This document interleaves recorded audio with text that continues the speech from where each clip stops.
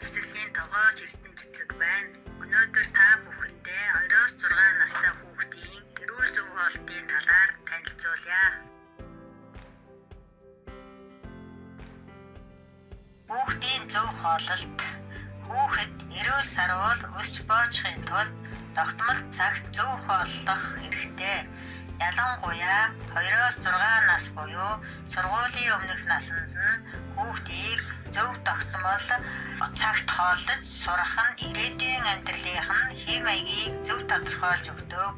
Хүүхдийн хооллолтод анхаарах хамгийн гол зүйл бол тухайн хүнсний бие махбодын хэрэгцээг хангах витамин, амин дэм, эрдэс бодис, уураг, нүүрс ус болон тослог зэргийг агуулж байгаа эсэх юм аа. Сүүн бүтээгдэхүүн. Хүүхэд өдөрт 2-3 аяга сүү уух буюу тараг сүүн бүтээгдэхүүн хэрэглэх хэрэгтэй. Сүүн бүтээгдэхүүн огт хэрэглэхгүй байгаа тохиолдолд хоолнд нь тараг эдэм зэргийг хольж өгч болно. Махан бүтээгдэхүүн. Хүүхдийн өдөрт эргэлдэл зохих махны хэмжээ 100 г байдаг бөгөөд дотор нь агуулгадах эрдэс бодисийн хэмжээ алдагдах тул махыг хуурч өгөх нь зохимжгүй байдаг. Маханд агуулгадах төмөр болон уург нь хүүхдийн өсөлтөнд нэн хэрэгцээтэй.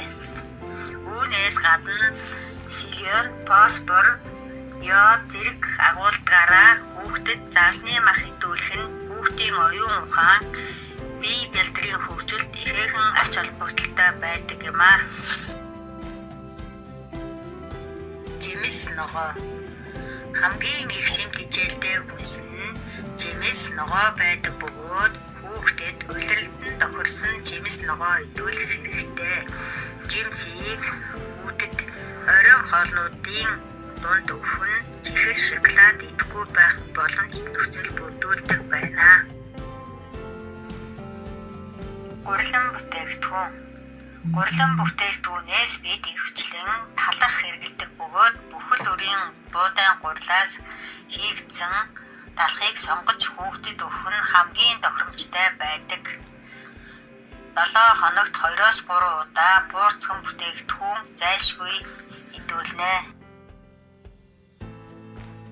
Шингэн. Хүүхдэд шингэнүүдээс урсгал хангалттай байдаг байна. Цайн, кофеин болон чихэр агуулдаг тул хүүхдэд тохиромжгүй. Хоол хүнсэнд давас бага хэрэглэх нь зүйтэй байдаг. Учир нь хүнсний бүтээгдэхүүний найрлаганд давас ихээр ордог. Давас хэрэглэхдээ харин яд агуулсан давсыг сонгож байгаарай. Давсыг их хэмжээгээр хэрэглэх нь ирээдүйд өндөр цусны даралттай болох эрсдлийг үүсгэнэ. Дүгнэлт. Хооллолт хоорондын хугацаа 4 цаг байна. Хөглөөний цай, өдийн хоол болон оройн хоол өгнө. Завсар зайд нь бичээ, чихэр, шоколад идүүлэх нь хоолны туршил бууруулах учир аль болох эдгээрээс зайлсхийгээрэй.